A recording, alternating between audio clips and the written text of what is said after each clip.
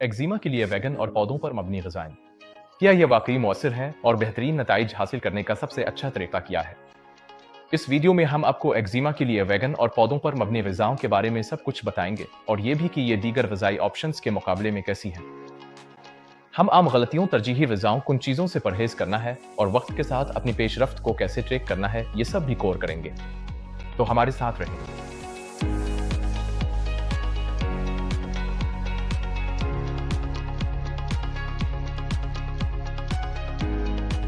सलाम, मैं डॉक्टर चानो दसरी हूँ, एक सर्जन जो आंतों के माइक्रोबायोम में अदम तवाज़ुन से पैदा होने वाली सोजिश को कम करने के लिए वक्फ है। मैं खुद अपनी 20 की दहाई के अवाइल में हाजमे की खराबी और खुद कार सोजिश का शिकार रहा और मैंने एक ऐसा तरीका कार तैयार किया जो न सिर्फ मेरे लिए बल्कि मेरे मरीजों के लिए भी मुअस्सिर साबित हुआ। मेरे तरीका कार को माइंड गट्टामोनेट अप्रोच कहा जाता है और उसने सालों में हजारों कामयाबियां हासिल की हैं। अगर आपके जानने वाले में से कोई एक्जिमा का शिकार है और हमेशा के लिए सोजिश से निजात चाहता है तो हमारी वेबसाइट काम पर जाएं और मेरे साथ एक डिस्कवरी कॉल शेड्यूल करें। मैं आपको एक्जिमा से सेहत याबी के लिए चंद निहायत अमली इक़दामात और सिर्फ 6 हफ्तों में देरपा नताइज हासिल करने का तरीका बताऊंगा। इसी वेबसाइट पर हमारे पास एक्जिमा को कुदरती तौर पर खत्म करने के बारे में बेशुमार मुफ्त वसाई भी मौजूद हैं जो आपकी शुरुआत में मदद करेंगे। तो नीचे दी गई तफसील में लिंक देखें और शुरुआत करें। और हाँ, भूलने से पहले बरा करम इस तरह के मजीद मवाद के लिए लाइक और फॉलो जरूर करें। चलिए अब बरा रास्त मौजू की तरफ आते हैं। यहाँ एक 2023 की तहकीक है जिसमें यह पाया गया कि पौधों पर मबनी ग़िज़ाओं का बार बार इस्तेमाल इटोपिक डर्माटाइटिस की शिद्दत में कमी से मुंसलिक है। और ये एक और 2023 की तहकीक है जो एक्जिमा के लिए अच्छी तरह से मनसूबाबंद वेगन डाइट के मुमकिन फ़वाइद को दरियाफ्त करती है और ये बताती है कि पौधों पर मबनी ग़िज़ाएं और सप्लीमेंट किस तरह सोजिश से बचाव और जिल्द की सेहत फराहम कर सकते हैं। ज्यादातर डर्मेटोलॉजिस्ट आपको बताएंगे कि एक्जिमा के लिए खुराक की कोई अहमियत नहीं, तो फिर हम कैसे जानें कि असल में क्या मुअस्सिर है?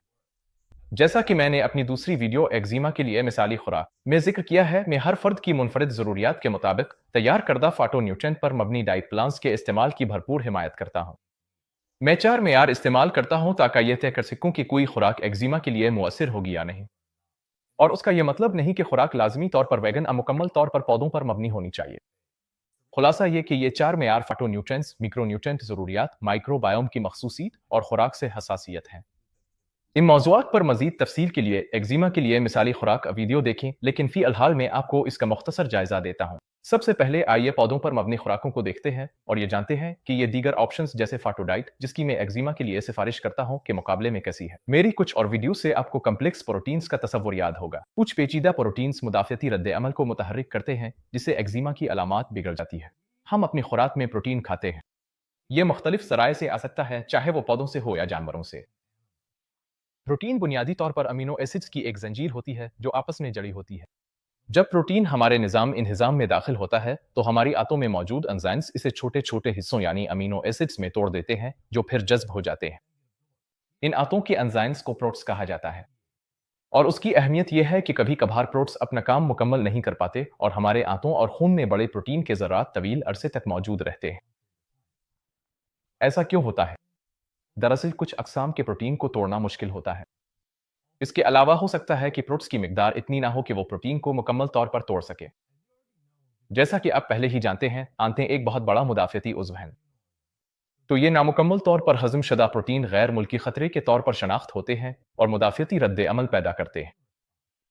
बुनियादी तौर पर जिस्म ये समझता है कि इन बड़े गैर हज़म शुदा प्रोटीन्स की वजह से इस पर हमला हो रहा है, इसलिए वो बहुत से मुदाफ़ती केमिकल्स खारिज करता है जो सोजिश का बाइस बनते हैं और ये एक मसला बन सकता है। अगला आपके पास आराचेडविक एसिड का रास्ता भी है जो बराह रास्त जानवरों से हासिल होने वाले कोलेस्ट्रॉल के इस्तेमाल से जड़ा हुआ है। तमाम जानवरों के खलियों की झिल्ली में चिकनाई और कोलेस्ट्रॉल होता है जो हमारे जिस्म में आराचेडविक एसिड और साइटोकाइनेज में तब्दील होकर सोजिश पैदा करते हैं। क्या तमाम जानवरों से हासिल शुदा मसनूआत में आराचेडविक एसिड होता है? नहीं, सिर्फ गोश्त और चिकनाई वाले दूध की मसनूआत में। अगला आपके पास आराचेडविक एसिड का रास्ता भी है जो बराह रास्त जानवरों से हासिल होने वाले कोलेस्ट्रॉल के इस्तेमाल से जड़ा हुआ है। आपको सेर शुदा चिकनाई से भी सोजिश के मसाइल हो सकते हैं। यहाँ एक मजमून है जो सेर शुदा चिकनाइयों के किरदार को देखता है कि वो किस तरह सोजिश पैदा करने वाले साइटोकाइनेज जैसे TNF अल्फा और इंटरल्यूकिन 6 पैदा करती है। यह है खुलासा। बहुत सी जानवरों पर मबनी ग़िज़ाओं में या तो पेचीदा प्रोटीन होते हैं या ऐसा कोलेस्ट्रॉल होता है जो आराचेडविक एसिड बनाता है। ऐसे शदा चिकनाई होती है जो TNF-अल्फा और इंटरल्यूकिन 1 और 6 को मुतहर्रिक करती है। ये तमाम अवामिल मिलकर खुदकार मुदाफ़ती सोजिश को बढ़ा देते हैं।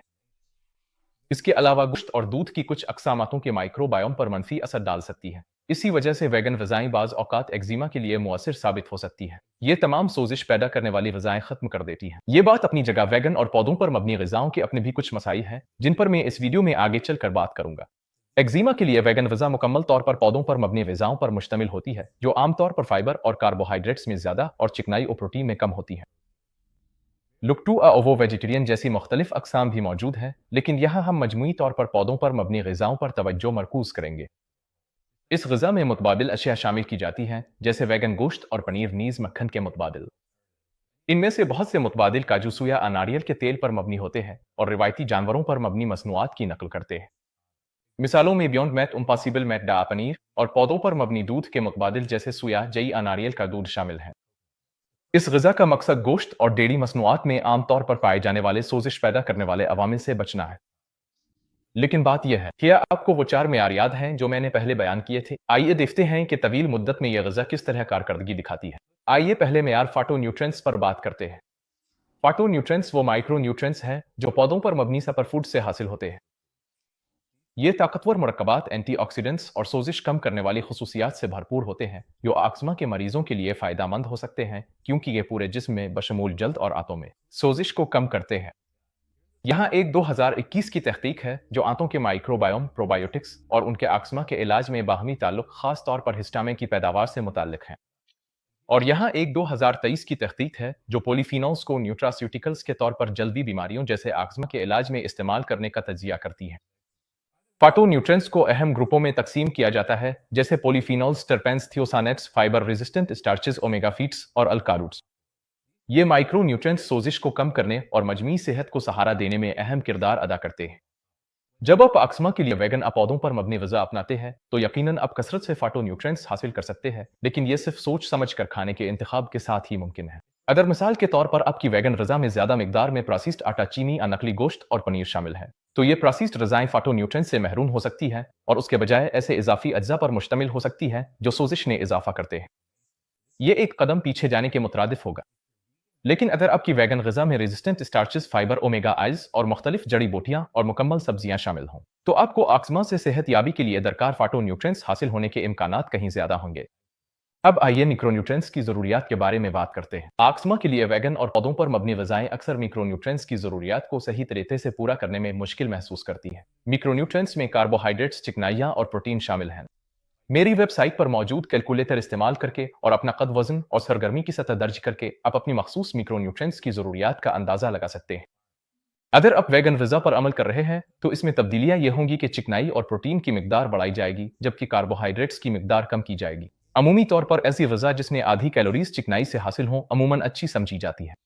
अगरचे मुझे गोश्त और कुछ पौधों पर मबनी ग़िज़ाओं में मौजूद से शदा चिकनाइयाँ खास तौर पर पसंद नहीं है, क्योंकि जैसा कि मैं पहले भी बता चुका हूँ, से शदा चिकनाइयाँ सोजिश के अमल से मुंसलिक होती है। इसी तरह मुझे जानवरों से हासिल होने वाला कोलेस्ट्रॉल और गोश्त भी पसंद नहीं, क्योंकि ये जिस्म में अरिकिडविक एसिड की सतह में इजाफे का बाइस बन सकते हैं।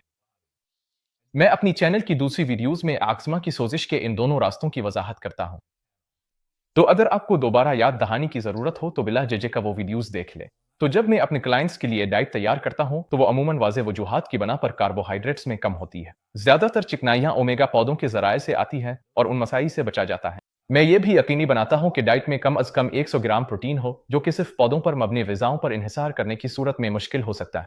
आपको गालिबन पौधों से हासिल होने वाले प्रोटीन से बने प्रोटीन शेक को शामिल करना पड़ेगा।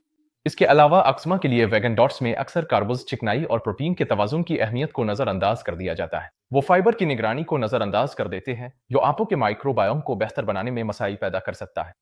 अब आइए माइक्रोबायोम की मखसूसियत पर नज़र डालते हैं।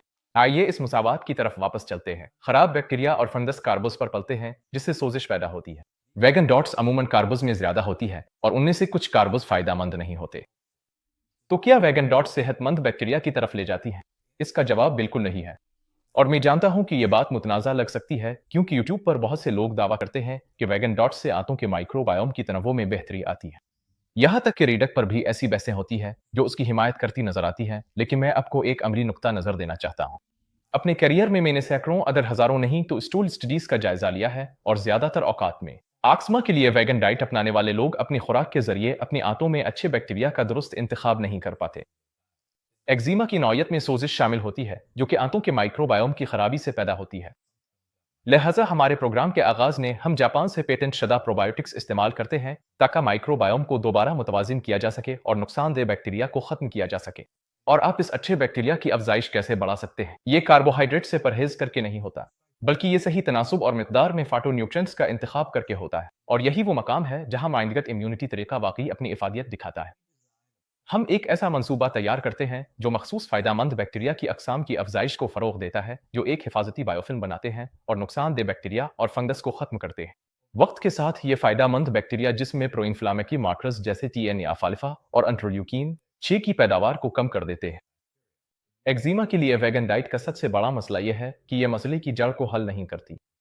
आप गैर मुंतखब तौर पर नुकसानदेह बैक्टीरिया को खुराक फराहम करते रहते हैं क्योंकि इसमें रेजिस्टेंट स्टार्च फाइबर पर कोई जोर नहीं दिया जाता। इसके अलावा वेगन और पौधों पर मबनी रज़ाएं बहुत से पौधों से हासिल शुदा शुक्र कार्बोहाइड्रेट्स और केमिकल्स की इजाज़त देती हैं जो एक्जिमा के भड़कने का सबब बन सकते हैं। और मैंने ये पैटर्न देखा है कि लोग थोड़े वक्त के लिए कुछ बेहतरी महसूस करते हैं, लेकिन आखिरकार उन्हें मुश्किलात पेश आती हैं और एक्जिमा के लिए वेगन डाइट में नाकाम हो जाते हैं क्योंकि यह वज़ाअतों के माइक्रोबायोम की खराबी को हल नहीं करती। राहम अगर मखसूस उसूलों पर अमल किया जाए तो पौधों पर मबनी गज़ा एक्जिमा के लिए कारआमद हो सकती है। यही वो जगह है जहां फाटोडाइट सामने आती है। ये एक्जिमा से मुंसलिक बुनियादी माइक्रोबायोम के मसाइल को हदफ बनाती है और इस तरीक़ाकार से तवील मुद्दती रज़ाई लचक मुमकिन होती है, जिसमें चीक मील्स भी शामिल हैं बगैर किसी मनफी असरात के। मैं आमतौर पर अपने क्लाइंट्स को प्रोग्राम के दूसरे या तीसरे महीने में चीक मील्स शामिल करने का तरीका सिखाता हूं क्योंकि इस वक्त तक वो अपनी आंतों के ज्यादातर मसाइल को पायदार तरीके से हल कर चुके होते हैं और मैं आर्जी हलोहे का कायल नहीं हूं। और अदरचे वेगन डाइट फ्लेयर अप्स के दौरान मददगार हो सकती है, लेकिन ये हमारे क्लाइंट्स के लिए तैयार करदा हस्बन ज़रूरत फाटोडाइटिस के मुकाबले में तवील मुद्दती हिकमत अमली के तौर पर काबिल अमल नहीं है। सालों के दौरान मैंने बहुत से लोगों से डिस्कवरी कॉल्स के दौरान बात की है जिन्होंने एक्जिमा के लिए पौधों पर मबनी ग़िज़ाएं आजमा कर मुश्किलात का सामना किया। इनमें से ज्यादातर लोग आर्जी आराम की इत्तला देते हैं, लेकिन जैसे ही वो कार्ब्स दोबारा शामिल करते हैं उनकी अलामात वापस आ जाती है। ये एक कहानी है जो मैं अक्सर सुनता हूँ। अगरचे एक्जिमा के लिए वेगन डाइट कलील मुद्दती फवाइद फराहम कर सकती है, लेकिन असल हल देरपा आराम के लिए आंतों के माइक्रोबायोम को दुरुस्त करने में है। अब आइए आखिरी मेयार की तरफ बढ़ते हैं, यानी फूड सेंसिटिविटीज। एक्जिमा से निमटते वक्त खुराक से हसासियत एक अहम पहलू है। अपनी गुफ्तगू में मैं खुराक से हसासियत के 4 अहम टेस्टों का जिक्र करता हूँ: skin prick test, IgE blood test, IgG4 blood test और नया mediator release blood test. इन टेस्टों की मजीद तफसील के लिए मेरा वो वीडियो देखें जिसमें मैं एक्जिमा के लिए फूड सेंसिटिविटी टेस्टिंग पर बात करता हूँ। वेगन डाइट की बात की जाए तो बहुत सी ऐसी रज़ाएं हैं जो पौधों पर मबनी होती है लेकिन फिर भी हसासियत पैदा कर सकती है। आमतौर पर इसमें प्रोसेस्ड रज़ाएं शामिल हैं जैसे चीनी, शुगर, अल्कोहलिज, रंग, केमिकल्स और मुकम्मल ग़िज़ाई प्रोटीन जैसे लोबिया दालें और मटर। मैंने इन सब को सालों के दौरान हसासियत के टेस्टों में जाहिर होते देखा है। इसका मतलब यह है कि वेगन पौधों पर मबनी ग़िज़ाओं में से एक अज़्यादा पर हसासियत होने का इम्कान निस्बतन ज़्यादा है, और यही वजह है कि एक्जिमा के लिए वेगन और पौधों पर मबनी डाइट अपनाना खतरनाक हो सकता है। ये आपके खाने के इंतखाब को महदूद कर देता है और हसासियत पैदा होने के इम्कानात को बढ़ा देता है। अच्छा, मेरी गुफ्तगू यहीं ख़त्म होती है।